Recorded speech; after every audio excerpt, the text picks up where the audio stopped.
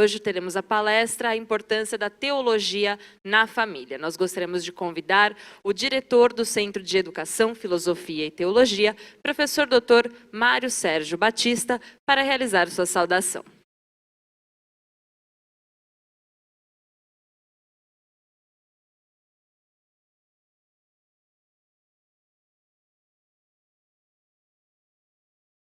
Boa noite a todos. Sejam bem-vindos em nome do Pai, do Filho e do Espírito Santo. Na segunda-feira, nós tivemos a oportunidade de ouvir o reverendo Juarez falando sobre a importância da teologia para a igreja. Ontem, o nosso magnífico reitor nos trouxe a palestra sobre o tema A Importância da Teologia na Universidade. E hoje nós teremos o privilégio de ouvir o nosso professor, Dr. Gerson Leite de Moraes, que vai falar para nós sobre a importância da teologia na família, atrelada ao tema cristianismo, né? Valores que promovem transformações. Nós agradecemos a todos, aos que nos visitam, e esperamos que de fato essa palestra toque aí ao seu coração e você saia daqui animado com aquilo que pôde ouvir, com aquilo que você pôde aprender nessa noite, tá bom? Deus abençoe vocês, queridos.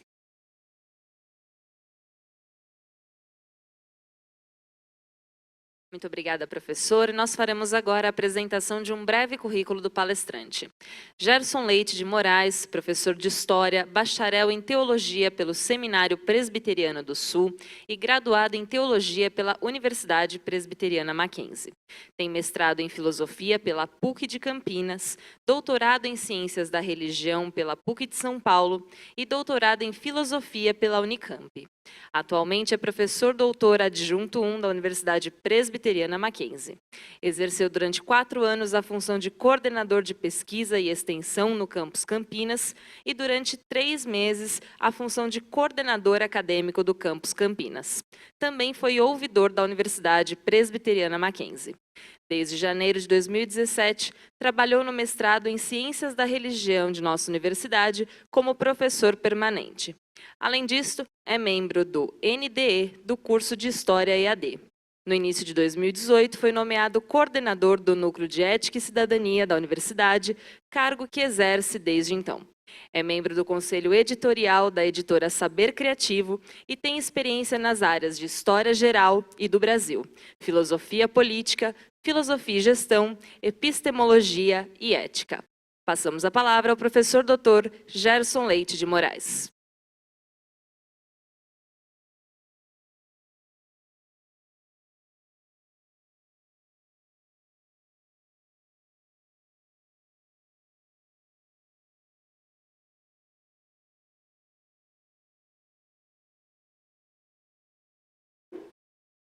Boa noite a todos.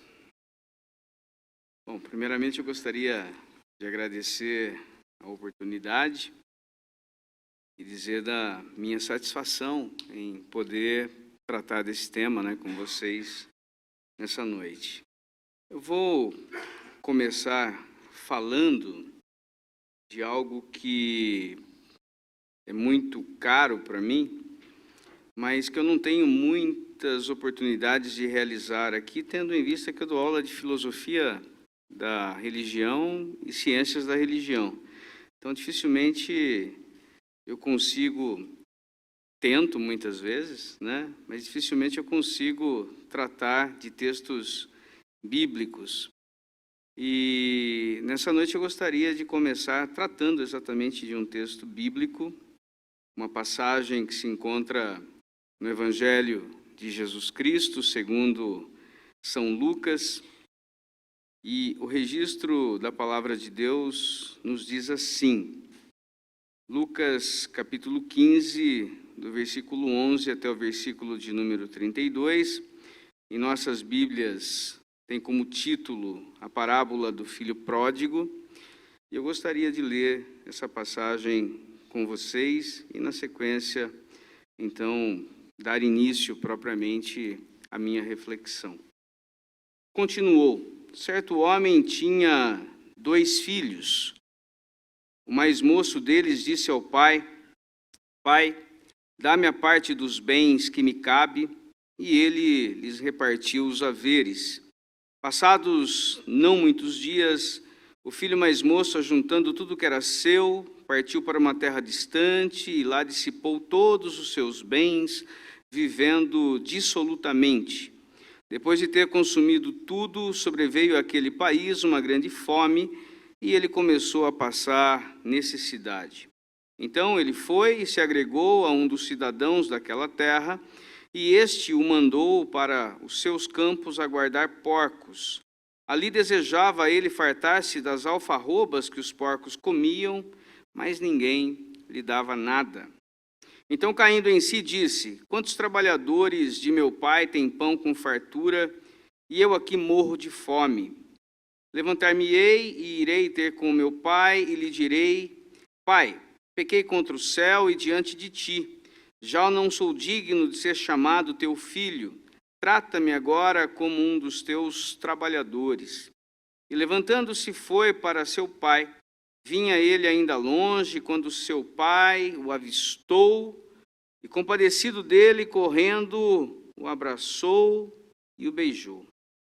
E o filho lhe disse: Pai, pequei contra o céu e diante de ti, já não sou digno de ser chamado teu filho. O pai, porém, disse aos seus servos: Trazei depressa a melhor roupa, vestiu, ponde-lhe um anel no dedo e sandálias nos pés. Trazei também e matai o novilho cevado. Comamos e regozijemo-nos, porque este meu filho estava morto e reviveu, estava perdido e foi achado, e começaram a regozijar-se. Ora, o filho mais velho estivera no campo, e quando voltava, ao aproximar-se da casa, ouviu a música e as danças. Chamou um dos criados e perguntou-lhe que era aquilo. E ele informou: Veio teu irmão, e teu pai mandou matar o novilho cevado, porque o recuperou com saúde. Ele se indignou e não queria entrar. Saindo, porém, o pai procurava conciliá-lo. Mas ele respondeu a seu pai: Há tantos anos que te sirvo, sem jamais transgredir uma ordem tua, e nunca me deste um cabrito sequer para alegrar-me com os meus amigos. Vindo, porém, esse teu filho, que desperdiçou os teus bens com meretrizes, tu mandaste matar para ele o novilho cevado. Então lhe respondeu o pai: Meu filho, tu estás sempre comigo. Tudo o que é meu é teu. Entretanto, era preciso que nos regozijássemos e nos alegrássemos, porque esse teu irmão estava morto e reviveu, estava perdido e foi achado. Amém? Essa passagem é uma passagem muito, mas muito significativa para mim. Eu acho que é uma passagem que nos mostra, pelo menos de uma maneira introdutória, uma das maneiras pelas quais Jesus trata um problema muito sério para todos nós, que é o problema familiar, é o problema da família, né? O problema que aflige muitas e muitas pessoas. Mas antes da gente tentar observar como que Jesus tratou especificamente deste tema, né, a partir de uma parábola, eu gostaria de lembrar aqui as palavras de Joaquim Jeremias a respeito desse contexto das parábolas. A palavra grega parabolé, no sentido largo do machal hebraico ou do matlá aramaico, essas expressões podem ser compreendidas como comparação, figura simbólica, provérbio, enigma. Num outro momento, o próprio Joaquim Jeremias chega a dizer que ninguém, nem antes e nem depois de Jesus, contavam parábolas como Jesus. Parece que, de fato, né, essa é uma marca registrada deste mestre de sabedoria, que consegue, então, através desses enigmas, né, lembrem-se, ele não fala hebraico, ele fala aramaico, ele vem de uma tradição ou, né, do machal ou do matlá, Mas, quando o registro bíblico acontece, esse registro bíblico acontece com uma expressão grega, parábola. Seja o que for, né? Você está numa esteira de uma tradição de provérbios, de ensinos de profunda erudição, de profunda sabedoria, mas com sentido muito prático, com sentido muito objetivo.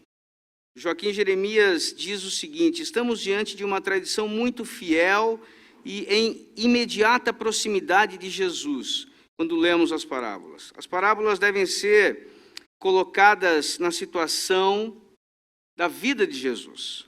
Cada uma delas foi pronunciada numa situação concreta da vida de Jesus, situação única e muitas vezes imprevista. O que Jesus quis dizer nesta ou naquela hora determinada, como sua palavra repercutiu sobre os ouvintes, vale a pena levantar essas questões para, tanto quanto possível, chegarmos ao sentido original das palavras de Jesus, a sua ipsíssima vox. É importante essa expressão. Joaquim Jeremias vivia num contexto onde a teologia, grande parte da teologia dizia que era impossível você chegar ao Jesus histórico. O Jesus histórico é impossível de ser acessado através dos relatos bíblicos. E, portanto, Joaquim Jeremias diz, não, é possível. E o que fica desse Jesus histórico é exatamente essa condição existencial de Jesus. É possível chegar à verdadeira voz de Jesus. É como se você fosse capaz de ouvir Jesus contando essas histórias. E essas histórias nascem de onde? Nascem da observação fiel de alguém que, andando por aquele ambiente empoeirado da Palestina, vai encontrando situações do mundo rural, situações do cotidiano, das profissões existentes. Por isso ele fala do trigo, por isso ele fala da rede, por isso ele fala do ambiente agrário, de alguém que sai lançando sementes. E ele fala de família. E fala de família porque provavelmente ele viu uma situação de uma família desestruturada. É importante a gente reforçar isso quando a gente faz teologia. Eu sei que há uma sede enorme de algumas pessoas de fazerem aplicações cristológicas. O pai é isso, o filho é aquilo, representa o amor de Deus. Calma, deixa o texto te tocar primeiro. Deixa o texto mostrar a você a sua riqueza. E o texto trata exatamente de uma família com dificuldades. Jesus provavelmente viu isso, observou isso, olhou para uma família enfrentando grandes problemas e, de repente, ele vai, numa sequência de parábolas, ele vai contar a respeito dessa família, uma família com grandes dificuldades. As parábolas também representam um campo fértil de estudos. Basta nós vermos alguns teólogos do século XX, como C.H. Dodd, por exemplo, que dizia que a partir das parábolas nós podíamos chegar, por exemplo, a uma compreensão daquilo que ele chamava de escatologia realizada. Para ele, a escatologia toda não desemboca numa perspectiva futura, mas principalmente a partir das parábolas do reino de Deus, é possível você construir, então, uma escatologia realizada. Tudo se encerra dentro do próprio contexto de Jesus. Então, as parábolas sempre representaram um campo muito fértil, seja com o congregacionalista Dodd, dizendo que é possível você compreender, a partir das parábolas do reino de Deus, uma escatologia realizada, ou a partir do próprio conceito desenvolvido por Joaquim Jeremias, dizendo é possível chegar ao Jesus histórico. O que nós temos, de fato, é exatamente essa fala de alguém que não conta parábolas como outros. Jesus é diferenciado, ninguém conta parábolas como Jesus. Ninguém trata dessas temáticas como Jesus Cristo. E, portanto, quando eu olho para essa parábola, eu observo algumas coisas que eu gostaria de compartilhar com vocês rapidamente. A primeira delas é que eu não sei se eu chamaria essa parábola da parábola do filho pródigo. Isso é um título dado em português. Para mim, acho que mais pródigo ali, mais esbanjador ali, não é o filho, é o pai. O pai é extremamente esbanjador e esbanja um amor tremendo. O filho volta, ensaia um discurso, o pai não dá nem bola.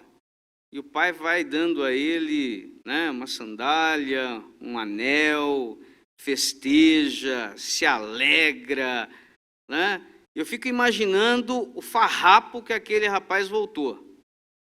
Talvez o mais próximo que nós tenhamos disso aqui, imagine uma pessoa, por exemplo, que se perdeu no crack. A gente, em volta do Mackenzie, vê uma série de pessoas assim.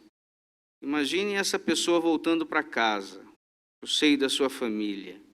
Essa pessoa completamente magra, sem tomar banho já há algum tempo, toda arrebentada, e o pai olha para aquele sujeito, reconhece o jeitão dele andar e diz: esse é meu filho, está diferente pra caramba, mas esse é meu filho, e eu vou recebê-lo da melhor forma possível. E se alegra com isso, né? Mas é interessante perceber também que, se você tem um pai pródigo, você tem uma família em crise, uma família bastante complicada ali. A primeira coisa que chama a atenção é o fato de que você não tem uma figura feminina ali, né? Tem um pai e 2 filhos. E dizem os especialistas que não era comum um filho pedir para o seu pai, no ambiente da Palestina, no ambiente do Oriente Próximo, pedir a herança com o pai ainda vivo. Aquilo significava, em outras palavras, que o filho estava dizendo: pai, eu gostaria que você morresse. Divida tudo. O que é meu por direito, me dê, por favor. É isso que o filho está dizendo para o pai. E interessante que o pai da parábola, ele acata isso. Ele poderia ter dado uma bronca enorme nesse filho, ter dito: quem manda aqui sou eu. Mas ele não faz isso. Ele aceita o pedido do filho, reparte a herança e o filho vai viver a sua vida.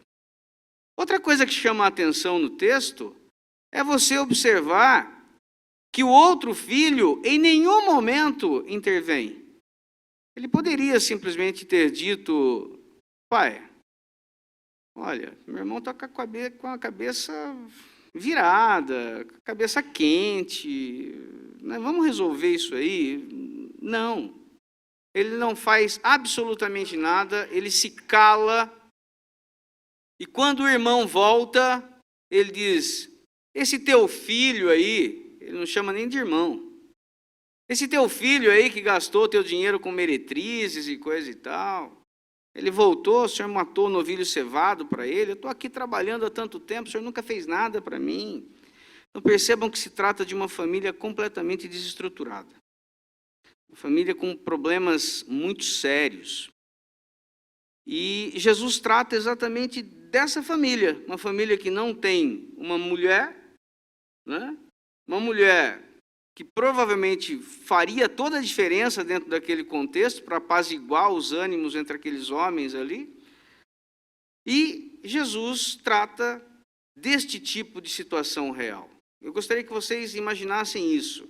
Jesus não está tirando isso do seu imaginário, não. É uma situação concreta que provavelmente Jesus vivenciou em algum momento e ele está trazendo isso para um contexto de sabedoria, para um contexto de parábola, na tentativa de ensinar as pessoas de uma maneira muito prática a respeito dos grandes embates da vida, das grandes dificuldades que envolvem, né, você viver, por exemplo, em família. Perfeito? Por isso, já que a mulher faltou aqui na parábola, eu gostaria de falar de mulher com vocês nessa noite. E faço isso na expectativa exatamente de tentar recuperar um pouco, eu tenho falado isso nas minhas aulas, eu acho que a gente conhece muito pouco do ambiente, né, dessa cultura clássica envolvendo gregos e romanos, no qual o Novo Testamento foi formado. A gente conhece muito pouco essa realidade cultural do Novo Testamento, a gente explora pouco isso. A gente herda uma tradição judaica, mas que é registrada num ambiente grego, de dominação do Império Romano. Só aqui eu tenho a convergência de 3 grandes civilizações. E se eu não entender minimamente esse processo, eu dificilmente vou entender algumas coisas relevantíssimas no contexto do Novo Testamento. Então, por isso, eu vou tentar falar com vocês sobre aquilo que faltou na parábola. Não, né, por problemas didáticos de Jesus, não se trata disso, né? Ele tratou de uma família real, onde a mulher fazendo falta, a mulher não estando presente, provavelmente, né, aquilo é o motivador de uma série de dificuldades entre os homens da casa. Eles não conseguiram se entender. Isso já mostra por si só a relevância da mulher, né? Mas eu queria explorar um pouco do papel da mulher no contexto dessa cultura clássica e, na sequência, explorar com vocês como que as mulheres cristãs conseguiram promover uma revolução silenciosa nos primeiros anos, né, nos primeiros séculos, na verdade, do cristianismo. Tá bom? Então, a partir de agora, eu vou focar na figura da mulher e como essas mulheres conseguiram promover mudanças importantes no contexto do cristianismo dos primeiros séculos. Falemos então a respeito do conceito de família inicialmente, no qual essa mulher está inserida, né, na cultura clássica. Vamos lembrar o seguinte: é suficiente lembrarmos que oikos, né, ou oikia em grego, e em latim domus, ou família. É importante lembrar isso, né? Quando eu falo em família em latim, eu não uso a expressão lar. Lar é uma divindade. Quando você fala lar no ambiente latino, você está falando do Deus que é adorado na lareira. Então, esse Deus que é adorado na lareira é o Deus que preserva o chamado fogo sagrado funcionando, onde todos os antepassados da casa vivem. Então, lar não reflete esse núcleo familiar, muito pelo contrário, o lar é uma divindade. Quando eu quero falar a respeito de família no mundo latino, eu uso a expressão domus, de onde vem a palavra domicílio. Então, portanto, quando eu uso oikos ou domus, né, e quando o Novo Testamento me diz, por exemplo, que houve a conversão com toda a sua casa, isso é muito mais amplo do que esse conceito nuclear de família que nós temos hoje em dia. Cícero, por exemplo, falava do dever como costume, tanto na filosofia moral grega, quanto na romana, numa ordem hierárquica. Eu tenho uma obrigação, eu tenho um dever com, primeiro, o meu país, depois com os pais, né? Em seguida, os filhos e a família, o domus, a família completa, inteira, que contam só conosco para o seu sustento e não tem nenhuma outra proteção. E só por último, eu tenho obrigação para com os meus parentes mais distantes. Então percebam que a ideia de família transcende essa noção de família nuclear que nós conhecemos hoje em dia. A família não é definida primeiramente pelo parentesco, mas sim pela relação de dependência e de subordinação. O chefe de uma casa substancial, o pater familias, era, pois, responsável e esperava em grau correspondente de obediência, não só pela sua família imediata, mas também pelos seus escravos que agora se haviam tornado clientes. Lembrem-se da instituição da clientela. Um cliente, quando se tornava um agregado, né, e ele passava a fazer parte de uma família, ele herdava inclusive o sobrenome daquela família. Ele passava a cultuar no fogo sagrado, onde se adorava lar, na lareira. Ele passava inclusive a prestar culto aos antepassados daquela casa. Então observem como que é um processo muito maior quando se fala de família nesse contexto da cultura clássica. Então, nós temos os clientes, temos os trabalhadores assalariados, temos também os associados de uma forma geral. Ser integrante de uma casa, portanto, equivalia a ser parte de uma rede mais ampla de relações.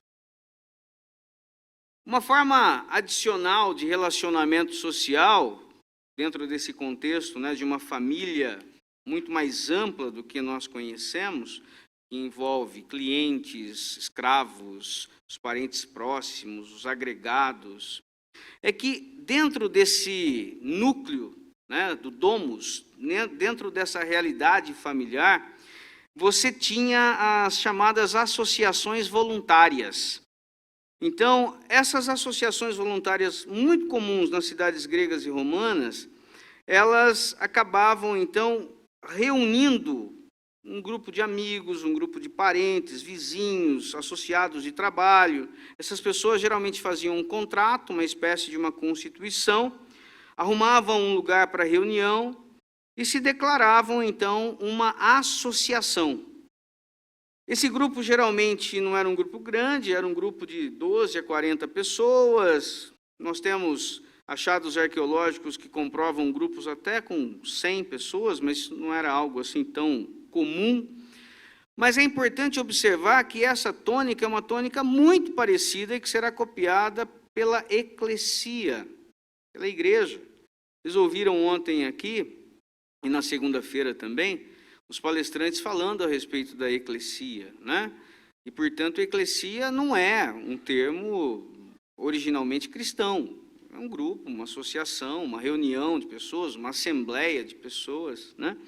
E, portanto, dentro desse contexto, né, das associações, quando começarem a aparecer as igrejas como nós conhecemos, isso está muito associado na cabeça daquelas pessoas a essas associações culticas. Haviam associações culticas as mais variadas. Então, quando você tinha uma associação cultica chamada eclesia, que se reunia para adorar a Jesus Cristo, você poderia ter do outro lado da rua uma associação cultica que se reunia para adorar Dionísio. Alguma coisa assim. Então, não era algo incomum, era algo bastante comum, que era um desdobramento da família.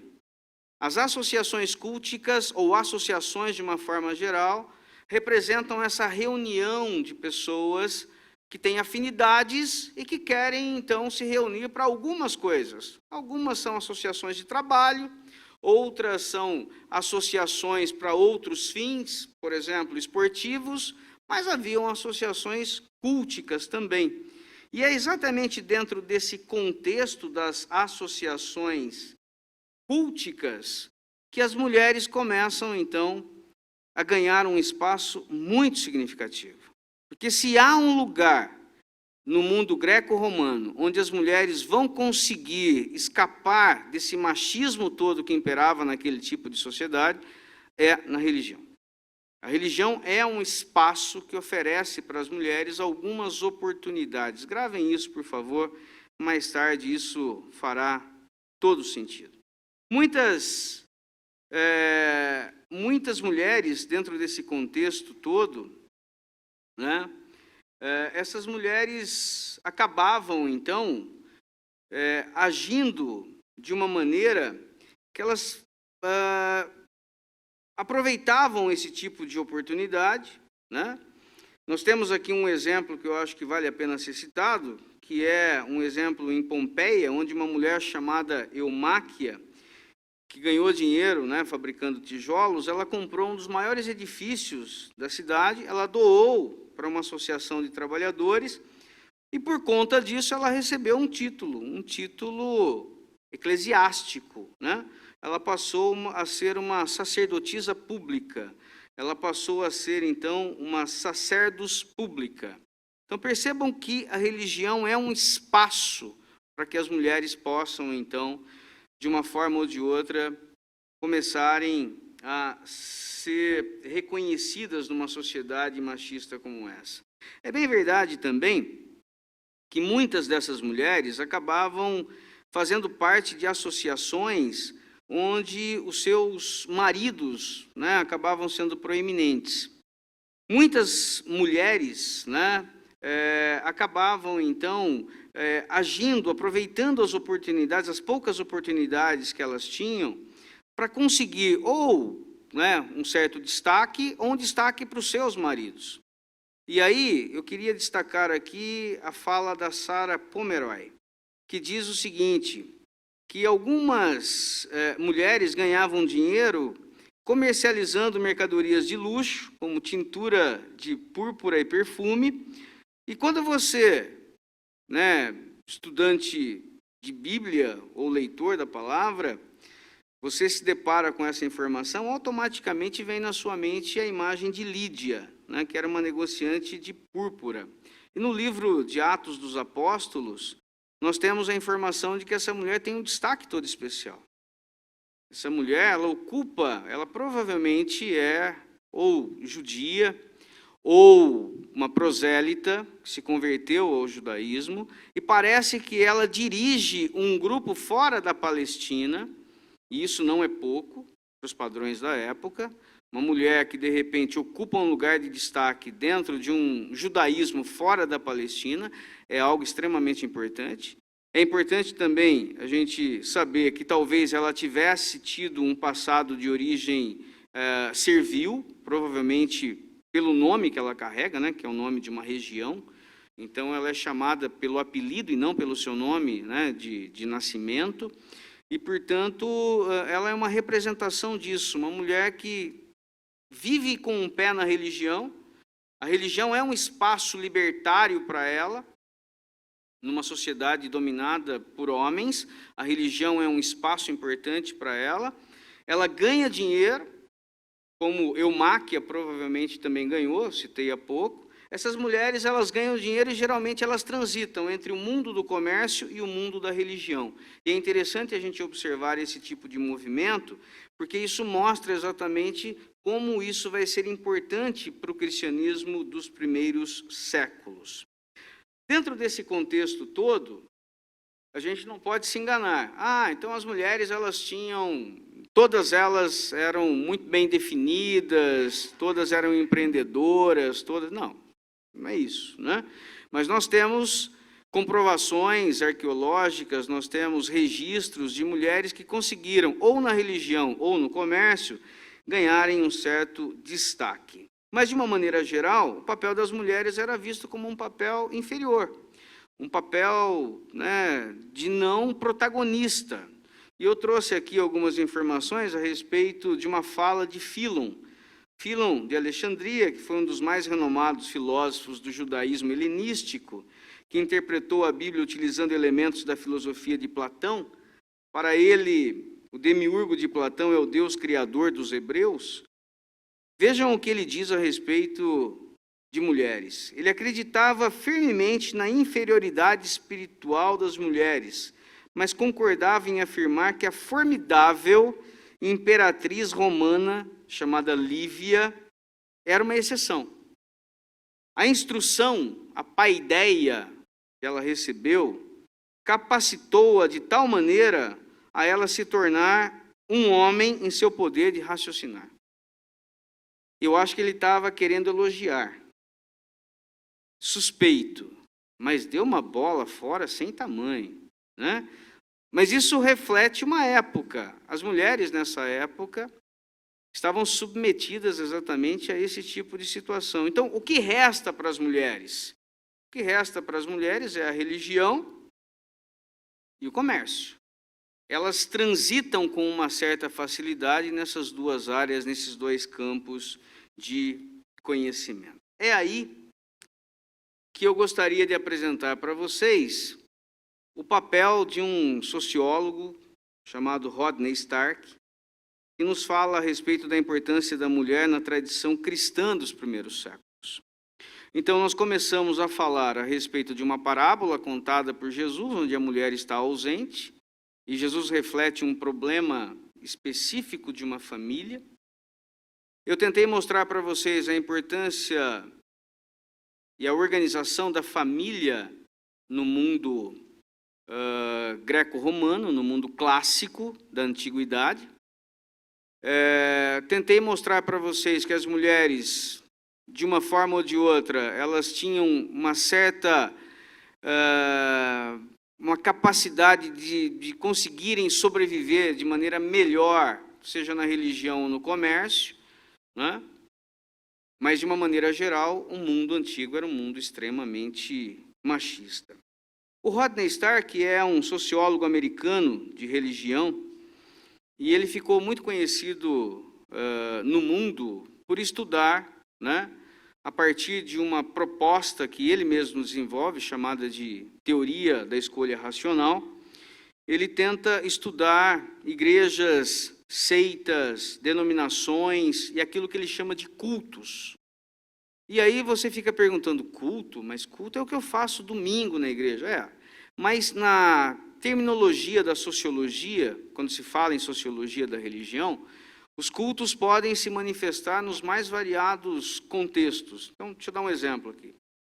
Recentemente, agora no mês de agosto, né, nós tivemos aí os 50 anos de uma morte, assim, de mortes, na verdade, terríveis que ocorreram nos Estados Unidos, a partir de um culto, né? Um cara chamado Charles Manson, que, na verdade, era líder de uma, a gente chamaria de seita, né? O Stark chamaria de culto. Um grupo que, na verdade, ele comandava, e iguais a esses cultos haviam tantos outros, né, nos Estados Unidos, no final dos anos 60, início dos anos 70.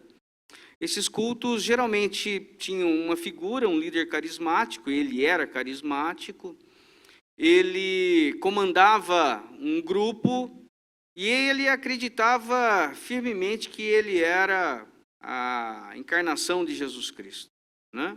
E muita gente acreditou nele. E ele, num belo dia, entra num condomínio e acaba matando, então, a esposa do Roman Polanski, uma mulher grávida, lindíssima, uma atriz, né, com um futuro brilhante pela frente, uma mulher grávida de 8 meses, né, 8 meses e meio, praticamente prestes ali a dar à luz, que morre pelas mãos desse grupo de lunáticos chefiados pelo Charles Manson. E ele imaginava, então, que haviam mensagens cifradas, né, no disco branco dos Beatles, que recentemente nós descobrimos que foi o Adorno quem produziu, né, segundo o Olavo de Carvalho. E aí, né, baseado nisso, ele acabou, então, entrando na casa dessa família, matou ali muitas pessoas, escreveu nas paredes, né, morte aos porcos, com o sangue das pessoas, imaginando que ele poderia jogar toda a culpa, então, na comunidade negra. Até que ele foi preso e morreu em 2017, né, nos Estados Unidos, e morreu com uma suástica na testa, né? Ele era líder de um culto. O Rodney Stark estuda esse tipo de coisa. Ele é um sociólogo da religião que estuda seitas, denominações, igrejas e cultos, né? E qual é a grande novidade do Stark? Qual que é a grande teoria do Stark? O Stark toma emprestado do utilitarismo, do velho utilitarismo inglês, desenvolvido, né, por Stuart Mill, por Jeremy Bentham, que trabalhavam com o conceito, né, de dor e prazer. Você pega o livro, por exemplo, do Jeremy Bentham, que é utilitarismo, e ele começa dizendo assim, primeira frase do livro: a natureza colocou os homens sob o domínio de 2 senhores, dor e prazer. E tudo que os homens fazem é tentar diminuir a dor e maximizar o seu prazer. Então, todas as nossas atitudes na vida são atitudes egoístas. Nós jamais agimos pensando no próximo, nós só pensamos em nós, porque nós somos egoístas, porque queremos maximizar o nosso prazer, e prazer não tem a ver com prazer sexual, é tudo aquilo que traz algum tipo de benefício para você, e queremos diminuir a nossa dor. Perfeito? O que faz o Rodney Stark? O Rodney Stark, Em vez de trabalhar com esses dois conceitos do velho utilitarismo, ele trabalha com outros conceitos, mas dentro da mesma lógica. Ele trabalha com conceitos como recompensas e compensações. E, portanto, quando ele aplica essa ideia para as conversões religiosas, ele diz, em outras palavras, apesar de nós revestirmos as nossas narrativas conversionistas de eventos miraculosos, na prática, quando eu troco de religião, quando eu me converto, quando eu mudo de religião, na verdade o que eu estou fazendo é um cálculo racional, porque eu estou fazendo uma escolha racional muito clara. Eu encontro mais recompensas e compensações nessa religião do que numa outra religião que eu estou abandonando. E com isso ele vai desenvolvendo um calhamaço enorme, né? Quem quiser se aprofundar, o livro tem em português, Uma Teoria da Religião, né?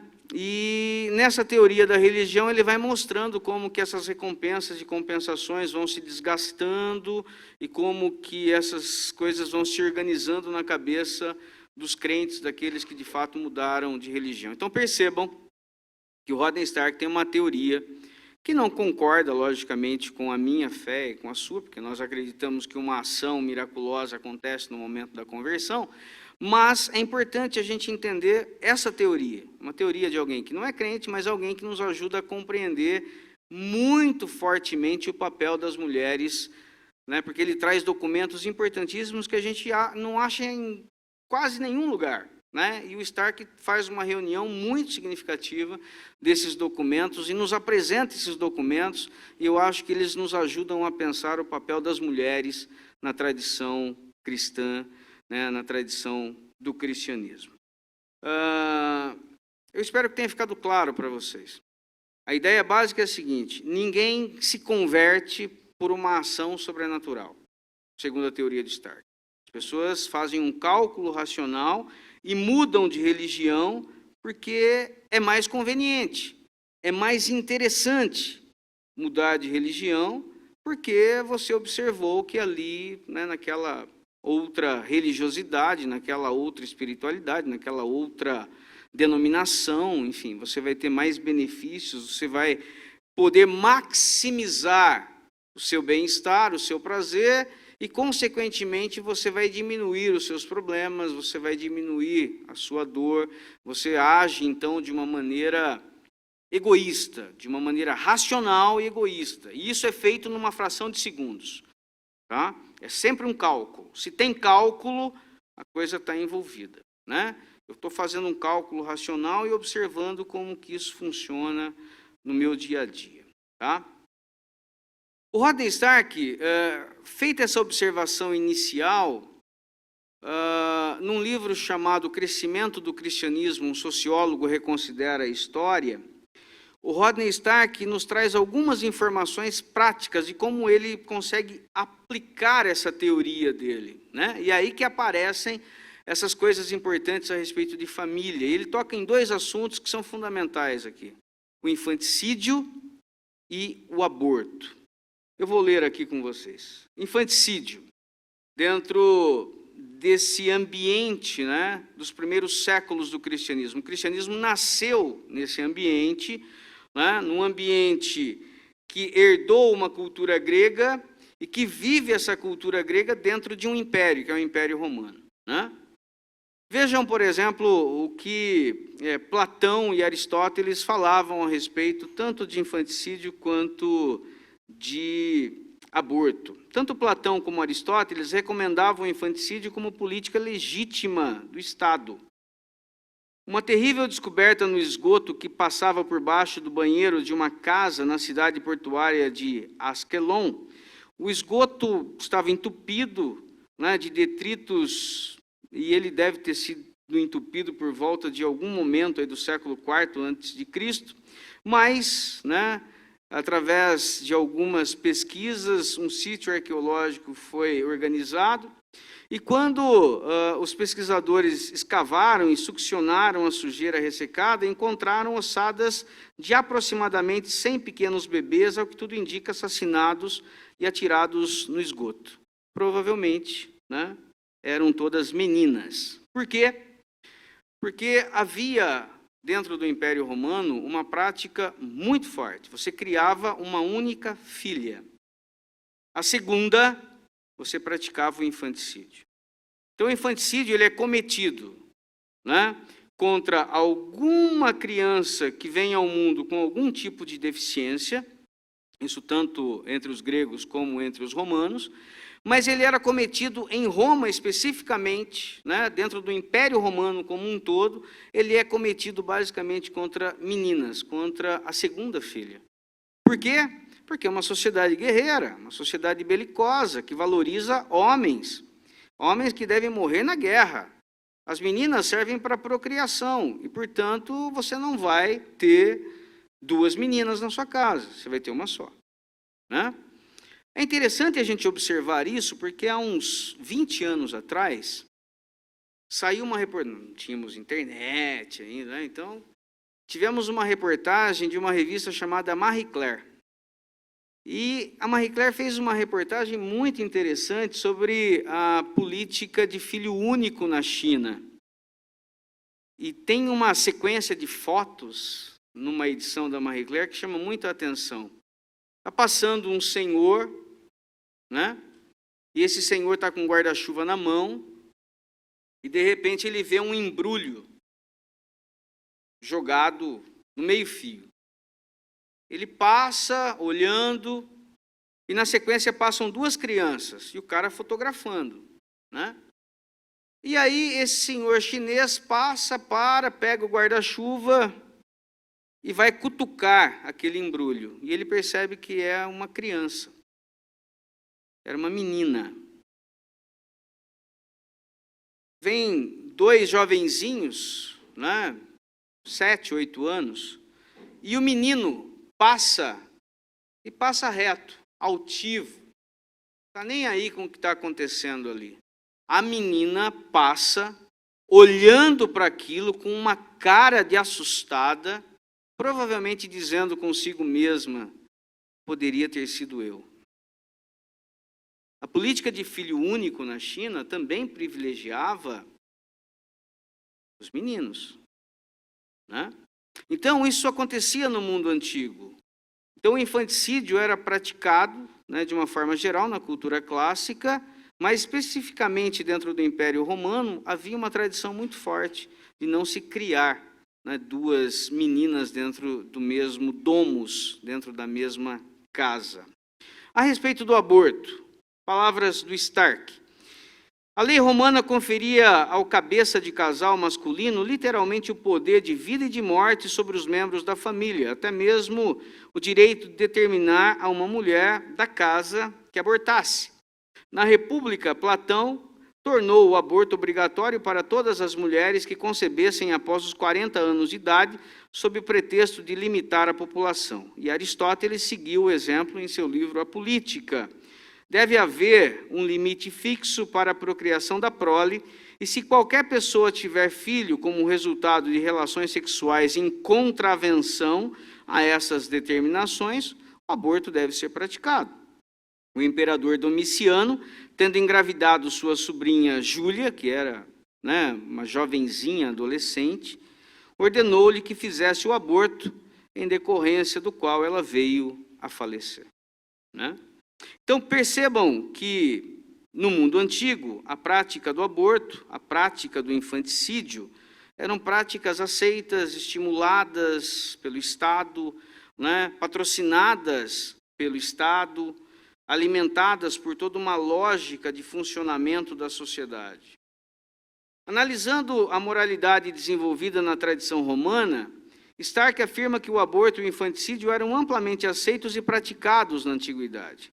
Para ilustrar esta tese, ele reproduz uma conversa escrita por um certo Hilarion para sua esposa que estava grávida, esposa chamada Alice. Vejam como ele é romântico. e, num determinado momento, extremamente duro. Saiba que me encontro ainda em Alexandria. Ele era um soldado romano. Não se preocupe se todos voltarem e permanecerem em Alexandria. Peço-lhe e imploro-lhe que cuide bem de nosso pequeno filho, e tão logo receba o pagamento, enviá-lo-ei a você. Se você der à luz, antes de eu voltar para casa, a um menino, mantenha-o. Se for uma menina, descarte-a. Você me disse que não a esquecesse. Como conseguiria esquecê-la? Peço-lhe que não se preocupe. Ele está preocupado com a esposa, diz que vai mandar dinheiro. Se for um menino, legal, mantenha. Se for uma menina, joga fora. Descarte. Pratique o infanticídio. É isso que ele está dizendo, né? Para sua amada esposa. Outro dado que reforça esta tese é a prática do aborto. Veja o que Stark relata sobre um kit utilizado por Hipócrates, pai da medicina, para a prática do aborto, descrito por Tertuliano por volta do ano de 203. Em primeiro lugar, uma armação flexível para abrir o útero e mantê-lo aberto. É guarnecido ainda com uma lâmina anular, por meio da qual os membros dentro do útero são dissecados com apreensão, mas também com firmeza. O último acessório é um gancho rombudo ou recoberto, por meio do qual o feto é totalmente extraído por um violento parto. Existe ainda uma agulha de bronze ou ponta de ferro com a qual a própria morte é administrada. É assim que se faz, né? Aborto. O famoso médico Aulo Cornélio Celso, que viveu entre 26 a.C. e 50 d.C., em seu livro de medicina, faz referência à prática do aborto. Ele diz, Stark reproduzindo, né? Celso advertia os cirurgiões de que um aborto requer extrema cautela e limpeza e envolve risco muito grande. Aconselha que após a morte do feto, o cirurgião introduzisse vagarosamente a mão besuntada na vagina e no útero. Lembremos-nos de que o sabão ainda não havia sido inventado. Se o feto estivesse em posição de ponta cabeça, o cirurgião devia então enfiar um gancho comprido e fixá-lo dentro de um olho, de um ouvido ou da boca, por vezes até na testa. Em seguida, devia puxá-lo e extrair o feto. Se o feto estivesse em posição transversal ou na parte posterior, Celso recomendava então que se utilizasse uma lâmina para cortar o feto de modo que pudesse ser retirado aos pedaços. Em seguida, dá instruções para que os cirurgiões amarrem as coxas da mulher uma à outra e lhe cubram a região pubiana com lanolina mergulhada em vinagre e óleo de rosa. As palavras são chocantes. Uma mulher que se submete a um aborto como esse, se ela sobrevive, provavelmente não sobreviveria, mas se ela conseguisse sobreviver, ela jamais procriaria. Então, observem como a situação é uma situação delicada, né? O que eu estou querendo apontar com isso? Para onde eu vou? Numa sociedade assim, foi natural que houvesse um declínio populacional enorme entre os pagãos. E pagão aqui não tem nenhum, é Stark que usa esse termo, tá? Então não há nenhum juízo de valor aqui. Há um declínio populacional enorme. Por quê? Porque uma série de meninas morreram depois que nasceram, porque eram a segunda filha. O infanticídio foi praticado contra elas. Uma série de mulheres não podem mais procriar. Uma série de mulheres morreram praticando o aborto. E por que as mulheres abortavam? Pelos mesmos motivos que se alegam, né, as práticas abortivas hoje em dia. Foram abandonadas pelo homem, ou de repente não tinham dinheiro para cuidar da criança, uma situação onde uma determinada planta que era contraceptiva falhou, que usavam isso, né? Usavam ali alguma coisa de bode, usavam ali uma planta qualquer, enfim, esses eram os contraceptivos da época. Então, se engravidava e, de repente, não se queria o filho e se praticava o aborto. E como o aborto era estimulado dentro dessa moralidade romana, isso não tinha problema nenhum para aquela sociedade, mas os efeitos vieram. E quais são os efeitos? Houve uma diminuição absurda do número de mulheres, porque essas mulheres, elas morriam, ou quando criança, ou praticando o aborto, ou não podendo ter mais filhos. Então, há uma diminuição enorme do número de mulheres, né? Isso aconteceu na China também. Nos finais de semana aqui no Brasil, quando a gente abre os nossos jornais, a gente procura carros, apartamentos. Na China, não. Na China, está cheio de chinês procurando mulher para casar. O cara se oferece para casar, dizendo, olha, eu sou um bom partido, coisa e tal, né? Enfim, está cheio. E é muito comum também na China, em alguns centros urbanos, o sequestro de mulheres. Você sequestra essas mulheres, foge para algum rincão na China, exatamente para poder casar. Porque senão tem muito mais homens do que mulheres. Por quê? Porque a política de filho único privilegiou os homens em detrimento das mulheres. Então, todas as vezes que uma população, que uma civilização interfere no processo natural, demográfico, você vai ter um desequilíbrio populacional enorme. Isso aconteceu dentro do Império Romano. Vamos lembrar da teoria do Stark? O Stark dizia que ninguém se converte, né, por uma ação sobrenatural. As pessoas se convertem porque fazem uma escolha racional, onde elas verificam maiores compensações e recompensas em mudar de religião. E segundo a teoria do Stark, as mulheres cristãs acabaram percebendo isso.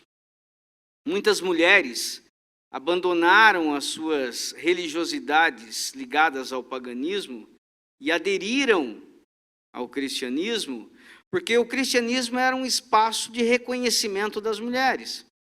Lembrem-se que eu disse há poucos minutos atrás que a religião e o comércio eram dois espaços de valorização das mulheres numa sociedade extremamente machista. E segundo a tese do Stark, o cristianismo entendeu isso. E muitas mulheres acabaram, então, aderindo ao cristianismo e criando uma espécie de subcultura cristã, dentro de uma cultura romana, dentro de uma cultura pagã, onde a moralidade era abortista e infanticida. O cristianismo, desde muito cedo, ele começa a acolher mulheres que não queriam abortar, que não queriam praticar o infanticídio, e, portanto, essas mulheres acabaram vendo no cristianismo uma oportunidade de viverem de maneira livre as suas vidas, podendo ser respeitadas, porque elas poderiam, além de tudo isso, ocuparem cargos importantes dentro da igreja, diaconisas, presbíteras. Nós temos o caso, numa religiosidade pagã, o caso daquela mulher que eu citei, que ela virou sacerdotisa. Então, a religião vira um espaço libertário para as mulheres. E segundo a tese do Stark, uma escolha racional, comparando qual religião tinha mais a oferecer, o cristianismo tinha muito mais a oferecer naquele momento do que o paganismo. Portanto, muitas mulheres vão para o cristianismo. Aí vem a grande sacada. Qual que é a grande sacada? A grande sacada é a seguinte: os homens do Império Romano precisam casar. E eles vão buscar mulheres onde? Onde há mulheres em profusão? Dentro da igreja presbiteriana, no IBEL. Mas, no caso, o IBEL é um instituto bíblico que, entre outras coisas, faz o grande favor, de oferecer muitas mulheres para pastores. Muitos pastores são agradecidos, por terem conhecido as suas esposas lá. Amém por isso.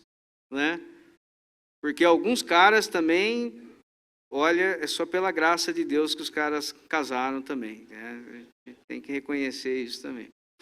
Então, o que acontece é que havia uma quantidade enorme de mulheres, né, dentro da subcultura cristã. Essas mulheres começam a casar com esses homens pagãos. Aparecem, então, aquilo que o Stark chama de casamentos exogâmicos, que nós chamaríamos no nosso dia a dia, no nosso linguajar de igreja, de casamentos mistos. A mulher é cristã, o homem é pagão, né? E aí o Stark diz que nesse tipo de relação aparecem as conversões secundárias, que dão conta de que esses maridos não se transformam em cristãos, não se convertem ao cristianismo, mas passam a ser simpatizantes do cristianismo. Então imaginem, por exemplo, um general romano que casou com uma cristã. Ele recebe uma ordem, de repente, de ir para o Egito, para perseguir cristãos no Egito. E, de repente, ele vai e diz que não encontrou. Por que eu vou perseguir pessoas que têm a mesma fé que a minha esposa, uma esposa fiel, que cuida da minha casa, que cuida dos meus filhos? Não, não vou fazer isso. Então ele vai, diz que não encontrou. Ou vai, né, e para no meio do caminho. Enfim, ele não persegue os cristãos. E essas mulheres conseguiram, de uma maneira muito silenciosa, conseguiram diminuir a perseguição contra o cristianismo, segundo a teoria do Stark, e essas mulheres conseguiram produzir crescimento para o cristianismo. Por quê? Porque como quem cuidava da casa, do oikos, do domus, eram as mulheres, quando elas tinham que criar os seus filhos ou na religião pagã ou na religião cristã, automaticamente elas faziam a opção de criar os seus filhos na religião cristã. O cristianismo, então, conseguiu, através dessa ação silenciosa das mulheres, duas coisas fundamentais: diminuir a perseguição contra eles e, ao mesmo tempo, produzir um crescimento numérico gigantesco, porque novas gerações de cristãos foram sendo formadas nesses casamentos exogâmicos. Esses casamentos exogâmicos, esses casamentos mistos, eles são vistos até hoje. Vocês que fazem parte de igreja, vocês sabem disso. De repente tem uma mulher que vai para a igreja, aí o marido não vai, ele aparece de vez em quando num almoço de Natal. Às vezes ele aparece num jantar do Dia dos Namorados. E você fica, pô, por que esse cara não vem? Né? Mas ele tem simpatia pela igreja. Ele só não vai. Mas quando a mulher vai, ele diz para ela, vai e leva as crianças, tá? Ou seja, essa prática continua. Né? Essa prática continua existindo. Então, portanto, a mulher, ao criar os seus filhos na igreja, fez o cristianismo crescer de uma maneira muito significativa. Neste processo todo, qual é o papel das mulheres no crescimento do cristianismo? É fundamental, porque sem elas o cristianismo talvez não tivesse, olhando do ponto de vista histórico, logicamente, né? Do ponto de vista sociológico, talvez o cristianismo não tivesse conseguido o êxito que conseguiu num ambiente tão complicado. Não nos esqueçamos que, sociologicamente, nós estamos falando de uma seita judaica que não tem relevância nenhuma para o Império Romano. O Império Romano registra uma única vez o nome de Jesus Cristo, dizendo que apareceu um tal Crestos na Palestina, dizendo ser o Messias dos judeus. Ele morreu e alguns discípulos acreditam que ele ressuscitou. Ponto. Jesus não tem nenhuma relevância para o Império Romano, ao ponto do Império Romano registrar de maneira equivocada o seu nome. Não é Crestos, é Cristos, né? E, portanto, como que uma seita judaica passa a ser religião oficial do Império Romano? A tese do Stark tenta mostrar exatamente que isso se deu através de uma escolha racional de mulheres que, não querendo abortar, que, não querendo praticar o infanticídio, aderiram ao cristianismo e deixaram duas contribuições fundamentais: diminuíram a perseguição contra os cristãos e, ao mesmo tempo, criaram seus filhos na igreja, produzindo um crescimento absurdo, para o cristianismo dentro daquele contexto. O cristianismo, como subcultura inserida no Império Romano, desde o seu início, assume uma posição, portanto, anti-abortista e anti-infanticida, dando às mulheres uma posição de maior autonomia. Isso mesmo, maior autonomia. A maior autonomia ser dona do seu próprio corpo. Ou seja, não me submeter às ingerências do meu marido para que eu aborte, para que eu pratique o infanticídio. Percebam como que o pêndulo da história está do outro lado, inculcando-lhes que o aborto e o infanticídio eram pecados, fato este que, na visão das mulheres da época, era recebido como um ato de autonomia e possessão do próprio corpo. Veja-se como o pêndulo da história já estava numa outra direção. Se hoje as mulheres lutam para poder praticar o aborto, usando como argumento a autonomia da razão e possessão do corpo, meu corpo, minhas regras, isso de alguma forma já foi usado no passado exatamente na direção contrária. Se o establishment diz que a mulher deve abortar e praticar o infanticídio para não sobrecarregar a sociedade com seres indesejados, o ato revolucionário é não praticar nenhuma destas coisas. Pode-se dizer, então, que com isso o cristianismo, desde o seu início, assumiu uma posição a favor das mulheres e dos rejeitados socialmente. Essa é a posição do cristianismo desde o início, O cristianismo consegue promover, através das mulheres, uma revolução silenciosa nos costumes da época. Essa revolução silenciosa é uma revolução que se dá no seio da família, que se dá no âmbito das relações, que eram relações bastante desiguais. Uma crítica que a gente pode fazer historicamente é que, apesar dessa força das mulheres, e sem elas a situação seria muito complicada, é que as mulheres, quando a igreja se organiza do ponto de vista hierárquico, elas são excluídas do processo. E eu julgo que é assim, infelizmente, até hoje em dia. Agora, é importante perceber como que as mulheres sempre estiveram presentes no aspecto religioso, como elas fazem toda a diferença na história do cristianismo, e elas foram omitidas durante muito tempo da história do cristianismo. É como você perguntar, por exemplo, se existiam mulheres na Reforma. Claro que existiam, mas por que ninguém fala? Porque até então não se perguntava. Quando você começa a perguntar, você vai perceber que as mulheres estiveram presentes em todos os momentos da história do cristianismo, e promovendo coisas assim, coisas fabulosas, coisas fantásticas.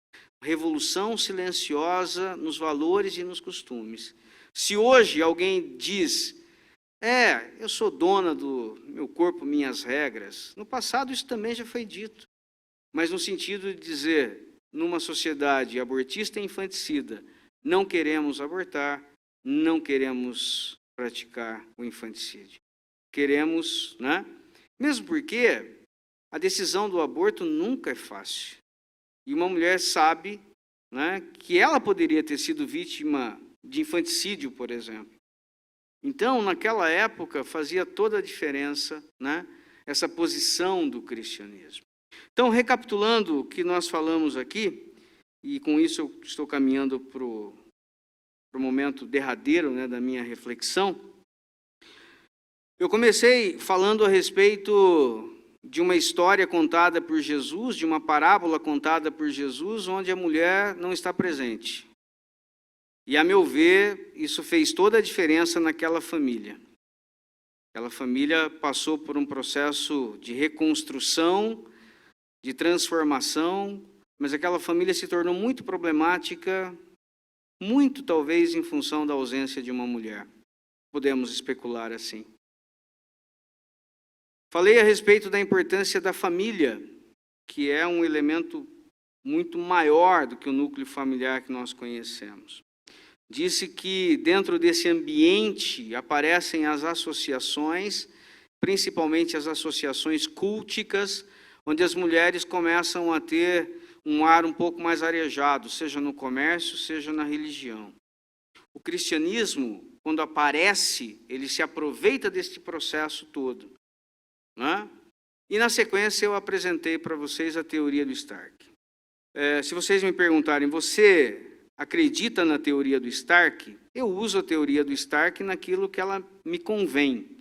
É lógico que eu acredito numa ação sobrenatural que transforma vidas, que converte pessoas, né? Eu sou um pastor. Acredito nisso, mas acredito que as informações trazidas por ele nos ajudam a compreender como que as mulheres tiveram um papel essencial em dois assuntos pouco falados, pouco trabalhados, onde as mulheres tiveram um papel de organização do cristianismo, evitando perseguições e criando os filhos na igreja.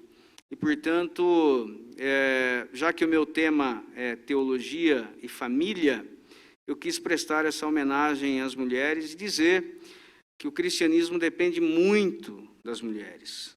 Os cursos de teologia dependem muito das mulheres, porque as mulheres sempre atuaram assim. Elas agem de uma maneira imprescindível, de uma maneira silenciosa e de uma maneira revolucionária, porque elas conseguem, então, coisas que pela força a gente não consegue. Que Deus tenha misericórdia de nós, fortaleça as nossas mulheres e que as nossas mulheres continuem firmes e vigorosas no trabalho do Senhor. Obrigado.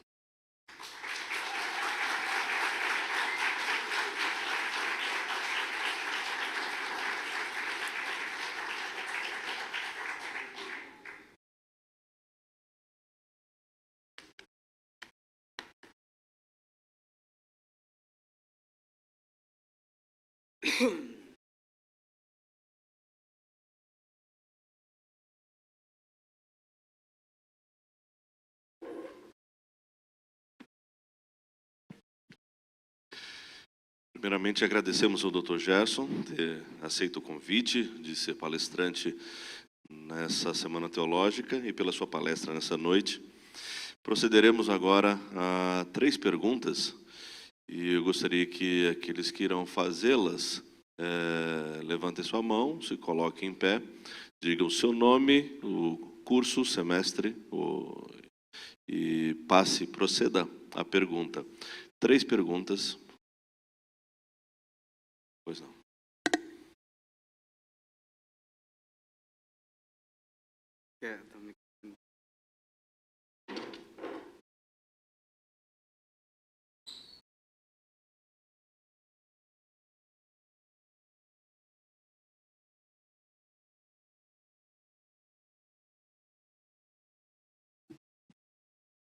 Meu nome é Roseli, sou do 6º T. Em primeiro lugar, quero agradecer ao professor Gerson por essa linda homenagem. Acho que eu e minhas amigas aqui hoje sairemos bem honradas, ninguém vai aguentar-nos aí fora. Brincadeira, professor. Mas, assim, é muito importante essa colocação, né, essa homenagem ou essa colocação, um desafio. E queria perguntar para o professor qual a visão hoje, a perspectiva da presença da mulher na igreja contemporânea, se ainda nós vamos ficar nesse marasmo, ou se há um espaço para a mulher desenvolver um ministério, mesmo que seja na questão hierárquica, como foi abordado, que ela não foi inserida, né? Que a gente vê que é uma grande barreira. Sabemos que somos atuantes, mas ainda há um espaço maior para a mulher na igreja contemporânea. Os desafios, infelizmente, continuam os mesmos, né? As mulheres têm que vencer muitas barreiras nas mais variadas denominações, né? Há denominações que têm um espaço maior, outras que têm um espaço mais restrito, mas eu me pautaria exatamente por essa ação silenciosa das mulheres, né? Que sempre estiveram presentes e sempre foram protagonistas. E, portanto, fizeram toda a diferença na história do cristianismo, né? Eu acho que a gente está vivendo num tempo onde a gente precisa ter a coragem de resgatar, né, essas coisas todas. E, com isso, contando histórias como essa, fazendo reflexões como essa que o Stark faz, por exemplo, a gente consegue, de uma maneira ou de outra, estimular as mulheres a continuarem nessa caminhada, né? E a ocuparem oficialmente esse espaço que elas nunca deixaram de ocupar, né? Eu falo da minha realidade, igreja presbiteriana, há inúmeros trabalhos que são começados nos mais variados lugares e você vai e sempre tem um grupo de mulheres. Sempre tem um grupo de mulheres fervorosas, dedicadas. Então, o papel das mulheres ele é essencial. Acho que uma prova disso é a quantidade de mulheres que estão fazendo teologia, né? Se você pensar há 20 anos atrás, isso era praticamente, né? Eu me lembro, passei 4 anos num seminário, eu me lembro de uma mulher que frequentou durante 6 meses e depois não foi mais. Ela não se sentia estimulada, não tinha espaço, era um ambiente de homens, né? Todos ali se preparando para serem pastores. Hoje, com o reconhecimento da teologia, muitas mulheres vêm fazer teologia. Isso é muito bom, né? Isso traz um ar diferenciado. É importante isso, né? Eu acho que o papel da mulher hoje em dia passa exatamente por isso, né? Quando ela vem para a universidade, ela consegue esse reconhecimento, ela está se credenciando para dizer, olha, eu sou teóloga, eu tenho o que falar, eu tenho o que dizer, eu preciso desse espaço, né? Ela vai atuar no mundo acadêmico, ela vai atuar dentro da igreja, ela vai atuar no reino de Deus como um todo. Então, o papel da mulher dentro da igreja, dentro do campo teológico, é essencial. Segunda pergunta, por favor.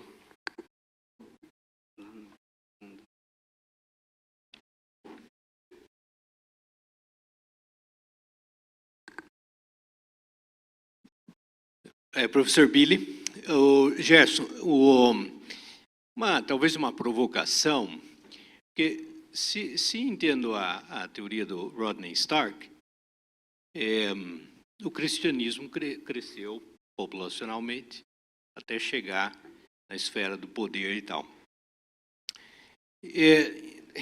Não seria basicamente dizer que, então, o papel que a mulher cumpriu ali foi justamente o papel de mãe, procriadora. Essa foi a função. Sim. Que é um pouco diferente do estereótipo que talvez a gente tem hoje, pelo menos na cultura ocidental, da liberdade da mulher, né? Que é um valor, algo precioso para a gente na cultura hoje, e a gente busca justamente essa igualdade, né? O homem e mulher, tudo mais. Pensando no contexto mundial, eu estava ouvindo você e eu fiquei pensando, hoje, em termos do contexto cultural, mundial, os países ocidentais são considerados países cristãos, pelo menos do ponto de vista sociológico e tal. Então, hoje nós não temos um infanticídio, pelo menos. Mas são as culturas, são os países ocidentais que ainda praticam fortemente o aborto. E, do ponto de vista populacional, né, e eu estou pegando o gancho aí com a teoria do Stark, do ponto de vista populacional, os países ocidentais estão, demograficamente, eles vão avançar o cristianismo. Né? Ainda que a gente considere essas sociedades que não dão liberdade à mulher. Quer dizer, então, assim, a gente não consideraria essas sociedades, a gente não mandaria nossas filhas, né, casar com homens dessa sociedade, porque elas não teriam a liberdade ou a igualdade, enfim. Mas o jogo vai virar, no sentido assim, aplicando a teoria do Stark. Quer dizer, daqui a pouco o cristianismo vai ser uma minoria, né? Justamente porque essas sociedades que não dão liberdade para a mulher, elas estão crescendo mais. Né? Inclusive no Ocidente, né?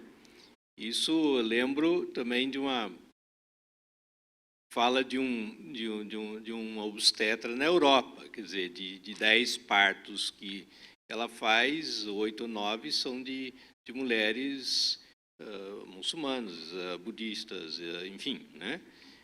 Então, assim, o cristianismo hoje que defende a mulher, que dá liberdade para a mulher, está crescendo menos. Então, né, pensando nessa teoria da história, o jogo vai virar. Embora na sociedade, né, ocidental a gente valorize muito a igualdade da mulher e a liberdade da mulher e tudo mais, né? Sim, sim. Não tenha dúvida, não tenha dúvida.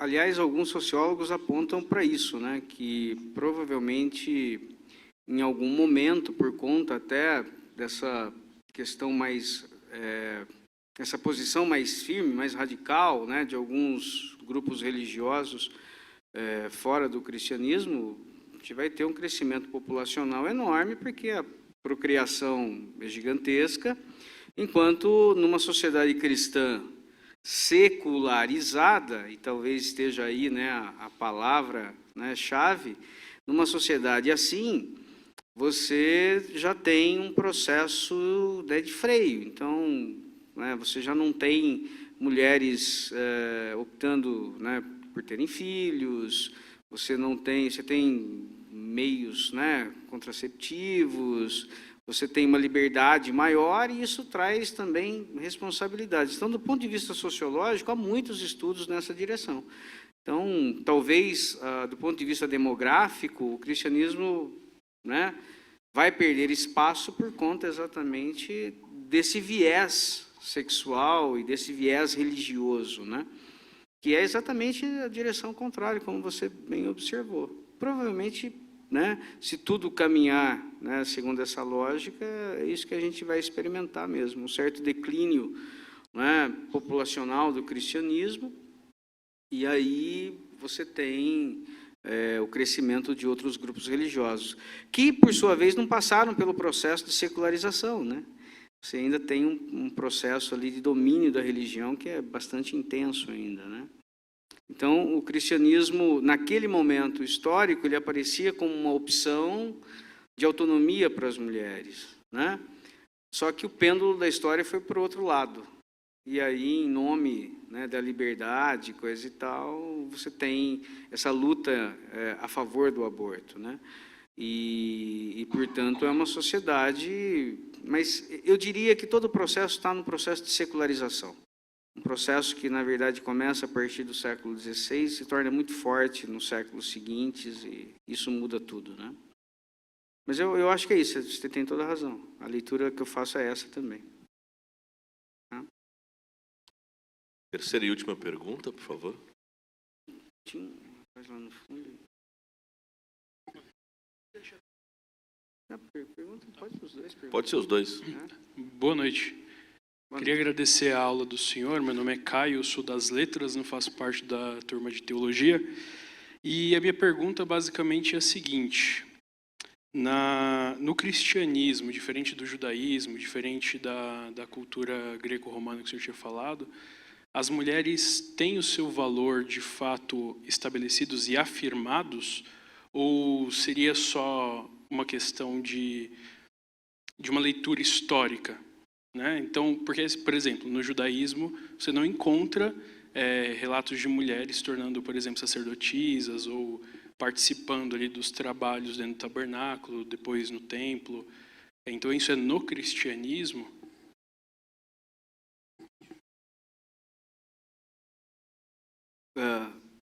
Eu achei que você ia completar. Não, eu só quero saber se é no cristianismo, diferente da cultura romana, da cultura grega, da cultura judaica, que os valores da mulher são, de fato, estabelecidos e afirmados. Eu entendo que, se eu compreendi a sua questão, eu acho que na tradição judaica, né, você tem vários tipos de judaísmo. Uma coisa é o judaísmo que a gente está vivenciando no ambiente de Antigo Testamento, que também não é o mesmo ao longo de todo o Antigo Testamento. Você tem múltiplas formas de religiosidade ali. Uma coisa, por exemplo, é o judaísmo, que vai florescer, né, depois da revolta dos Macabeus. Outro é o judaísmo que vai florescer nos dias de Jesus. E outro é o judaísmo que vai prevalecer depois da expulsão dos judeus da Terra Santa. Então, são múltiplos os judaísmos. É inegável, né, que nessa tradição judaica você tem o papel da mulher ali reconhecido. Se a gente olhar para o Antigo Testamento, a gente vai perceber algumas mulheres ocupando cargos importantes, como, né, juízas, por exemplo. E isso fica um pouco na tradição judaica. Se a perspectiva que eu apresentei aqui de Lídia estiver certa, se for uma interpretação correta, Lídia está vivendo uma experiência de um judaísmo fora da Palestina até que ela tenha um encontro com Cristo, né? Ela é uma religiosa que se reúne num círculo de oração e parece que ela ocupa um lugar ali de destaque. Parece, né?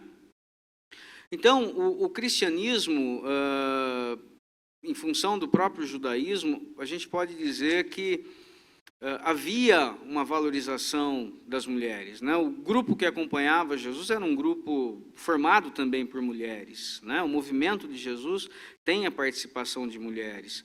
A gente percebe, então, que muitas mulheres estiveram presentes nas igrejas primitivas, né? Então, me parece que o judaísmo, desde muito cedo, fincou uma posição, né, principalmente no campo do infanticídio e do aborto, dizendo, não, nós somos contrárias a isso, né, ou nós somos contrários como cristãos a isso. E as nossas mulheres têm todo o direito de terem a autonomia que nós imaginamos que elas devam ter nesses assuntos, infanticídio e aborto, né, para não praticarem isso. É lógico que aí há o elemento de que essas coisas são classificadas como pecados, né, na tradição judaico-cristã, mas, de certa maneira, quando o Stark toca nesses assuntos, eu acho que o que fica para a gente é exatamente essa ideia de que essas mulheres, elas viram no cristianismo um espaço de liberdade, um espaço para dizerem não, né, à moralidade vigente na época. E isso é um ato revolucionário, por isso que eu chamei de uma revolução silenciosa, né? Isso é um ato revolucionário, você desafiar todo um sistema baseado no aborto e no infanticídio, é um negócio muito sério. Então, as mulheres tiveram um papel fundamental. Então, eu diria que a prática das mulheres cristãs vem de uma longa tradição, uma tradição judaico-cristã, né, de reconhecimento das mulheres. E a posição delas em relação ao aborto e infanticídio é uma posição contrária à moralidade vigente na época. Tá? Última questão. Boa noite. Meu nome é Wesley, sou do primeiro semestre de teologia. Minha pergunta é o seguinte: como se usa esse termo nos nossos dias, meu corpo, minhas regras, sendo um assunto bem atual e contemporâneo, como abordar esse tema de uma forma a conscientizar e mostrar que de fato é errado o aborto? Bom, vamos entender o seguinte. Primeiro, nós não temos... você vai encontrar uma pluralidade de visões dentro do cristianismo. Tá? Então, deixa eu piorar a pergunta. Tá? O que um cristão faz se a sua filha for estuprada? A legislação brasileira tem uma posição, né? Então, que tipo de aborto que a gente está falando? Né? Você tem aborto anencéfalo, você tem um aborto por estupro. Então, qual é a posição do cristianismo em relação a isso? Depende. Você vai encontrar, por exemplo, uma posição católica radicalmente contrária a isso. Mas você vai encontrar cristãos, por exemplo, que dizem, não, Se a minha filha for abusada sexualmente, mas é uma vida que tem potência para virar um ato. Perfeito, mas mesmo assim foi um ato violento, eu não vou conseguir viver com aquela criança e, portanto, tem cristão que vai dizer, olha, eu entendo que a mulher tem o direito de decidir se ela quer levar adiante ou não. Você vai encontrar isso também, né? Então, de que tipo de cristão que a gente está falando? Perceba que eu piorei a sua colocação, né? Exatamente para a gente pensar nessas possibilidades todas. E ela está amparada pela lei, né? Então, uma coisa é o cristianismo católico, outra coisa é o cristianismo protestante, evangélico, e são situações extremamente espinhosas. Quando a gente toca nesses assuntos, uma coisa é a teoria, outra coisa é a prática. Tá? Outra coisa é a situação de vivenciar. Não, mas tenha o filho e doe. Tá, mas vai depender de cada situação e de como essas mulheres vão ter que lidar com isso, né? E cada vez mais a gente precisa tratar desses assuntos. E o campo da ética e o campo da teologia, acho que tem muito a dizer e muito a contribuir com o campo da bioética, que é um campo que discute toda essa temática. E a gente faz muito pouco isso no campo da teologia. A gente não tem uma teologia, de fato, contundente para dialogar com essa gente. A gente só sabe dizer não. Por que não? Não. E aí não responde nada. Então, se a gente quiser ocupar um espaço na cena pública, a gente precisa produzir uma teologia que dialogue com todas essas frentes, com todos esses saberes. Tá? Agradecemos a presença de todos aqui, especialmente ao professor Gerson pela palestra nessa noite. Lembrando que amanhã nós temos o último dia de palestra com o reverendo Robinson Grangeiro. Ele é membro de um dos conselhos superiores da universidade. Ele vem de João Pessoa para cá, estará conosco e nos falará sobre a importância da teologia na sociedade. Lembrando também que, ocorrendo o encerramento da Semana Teológica amanhã, sexta-feira, aula normal para todos. Deus abençoe a todos e os leve em paz aos vossos lares e estejam todos presentes aqui amanhã, se Deus quiser.